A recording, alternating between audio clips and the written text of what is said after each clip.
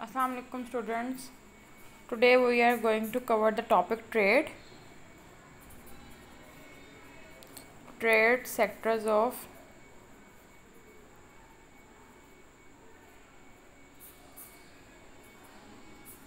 Pakistan. First of all, before discussing this topic, I would like to share some considered concept. First one is market. What is market? Market is a place where we buy or sell the goods. Okay? Or you also can say that our network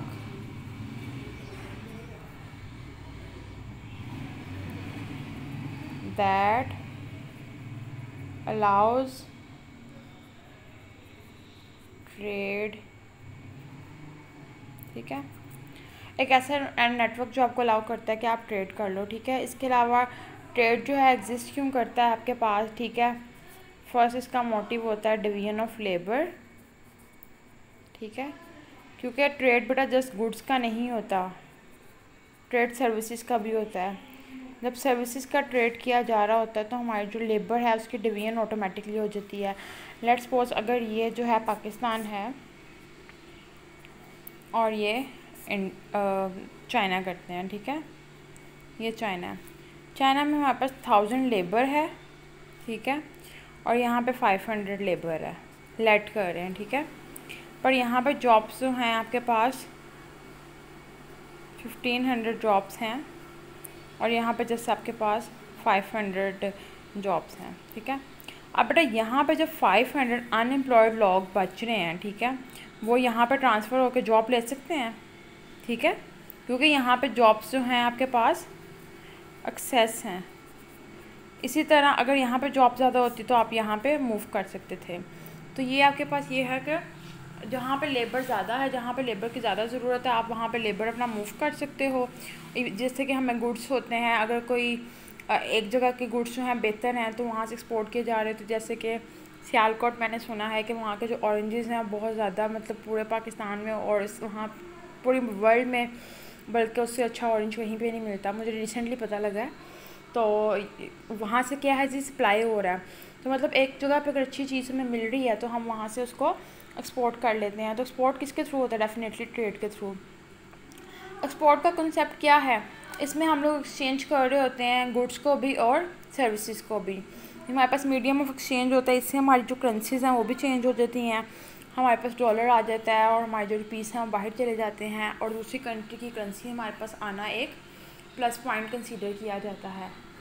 और main contribution जो trade की होती है वो economic development होती है. जितना ज़्यादा हमारा ट्रेड अच्छा होगा उतनी ज़्यादा जो हमारी इकॉनमी डेवलप करेगी. ठीक है, हमारी इकोनॉमिक डेवलपमेंट होगी.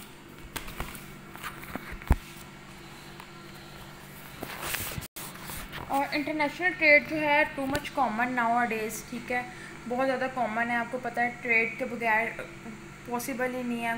कोविड-19 की वजह से, कोरोना वायरस की वजह से हम लोग ट्रेड नहीं कर पाए, जिसकी वजह से हमारी इकॉनमी जो है 2.4% जो है वो डिक्लाइन होगी हमारी जीडीपी.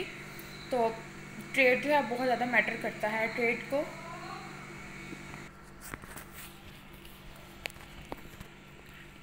और पहले होता था कि जो ट्रेड था वो रिस्ट्रिक्टेड था, with in the boundaries of country हो रहा था, क्योंकि हमें इतनी अवेयरनेस नहीं थी, हमारे पास इतनी मॉडर्न मशीनरी नहीं थी कि हम लोग अपने बाहर गुड्स भेज सकें या मंगवा सकें.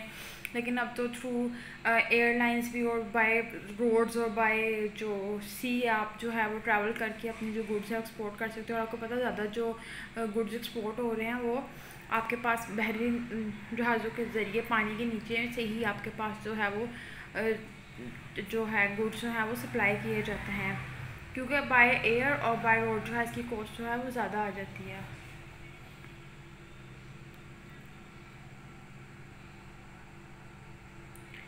हमें एड की ज़रूरत नहीं है, लेकिन हमें ट्रेड की ज़रूरत है. एड क्या है जी? आप बाहर से कुछ ले लो. ठीक है, किसी से, मतलब जस्ट लाइक ज़कात वगैरह जो होती है. ज़कात तो नहीं, क्या, क्योंकि फॉरेन कंट्रीज़ में ज़कात का कॉन्सेप्ट नहीं होता. ज़कात इज़ आवर इस्लामिक कॉन्सेप्ट. लेकिन किसी से कुछ ले लेना. ठीक है, तो यहाँ पे मैं बात कोट करूँगी.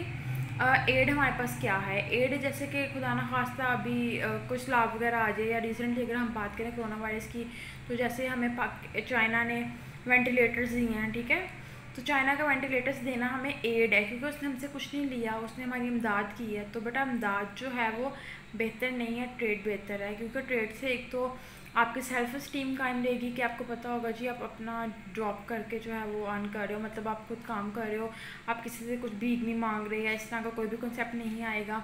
आपकी मार्केट में अच्छी गुडविल बनेगी कि आप जो है वो ट्रेडेड कंट्री हो, आपकी जीडीपी हाई होगी, आपके पास फॉरेन करेंसी आएगी, and there are lot of benefits of trade. Trade जो है हमारे पास बेसिकली ट्रेड सेक्टर जो है वो इंक्लूड करता है दो चीज़ों को। First one is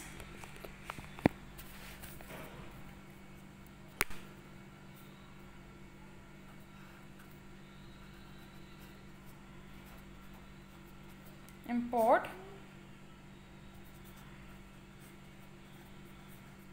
and second is export,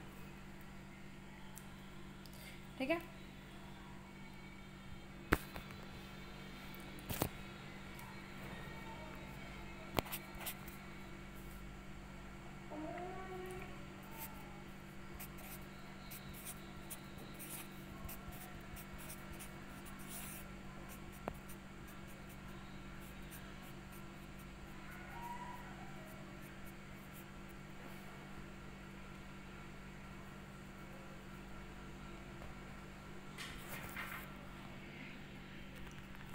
import बेटा जो आप लोग बाहर से चीज़ें मंगवाते हैं, गुड्स और services that were produce abroad, ठीक है। और एक्सपोर्ट जो होते हैं जो आप सोल्ड आउट कर रहे होते हो बाहर की कंट्रीज़ पे है।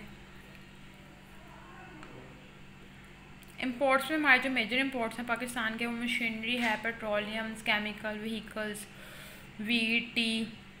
अच्छा, टी के बारे में मेरा ये कॉन्सेप्ट था कि जी चाय हमारी मुल्क में अच्छी बिकती होगी, हमारे मुल्क में होती होगी, हमें बाहर से नहीं मंगवानी पड़ती होगी, क्योंकि जितने यहाँ के लोग जो है टी एडिक्ट हैं।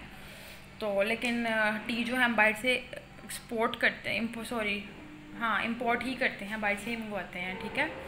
और जबकि मेरा माइंड था कि इसको एक्सपोर्ट होना चाहिए। फर्टिलाइज़र्स भी हम बाहर से मंगवाते हैं, पेपर बोर्ड, आयरन और स्टील जो है ये सब कुछ हमें बाहर से मंगवाना पड़ता है, क्योंकि हमारी कंट्री में ये इतना अच्छा नहीं मिलता। इसको आप ग्राफिकली भी इसके डाटा को देख सकते हो और न्यूमेरिकली भी देख सकते हो। एक्सपोर्ट्स की अगर हम बात करें तो एक्सपोर्ट्स में हमारे पास मेजर हमारी cotton, sports good, electrical appliance और कुकवेयर्स और वेजिटेबल्स, ठीक है।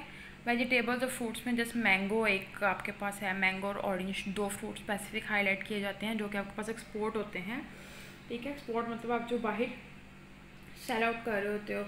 और आपने सुना होगा मैंगो की अच्छी क्वालिटी जो होती है उसको चौंसा कहा जाता है उस मैंगो को, और वो कहते हैं तो पाकिस्तान में आपको देखने को मिलेगा ही नहीं, क्योंकि वो सारा का सारा बाहर एक्सपोर्ट हो जाता है। एंड ट्रस्ट मी मैंने खाया और बहुत टेस्टी होता है वाकई वो जो चौंसा प्रॉपर मैंगो होता है ना। और ये आपके मेजर एक्सपोर्ट्स हैं जिनके मैंने अभी आपसे नेम लिए हैं, ठीक है। अगर हम लोग बात करें अपने एक्सपोर्ट्स की, तो एक्सपोर्ट्स में जो परसेंटेज है वो हर चीज़ की डिफरेंट आएगी।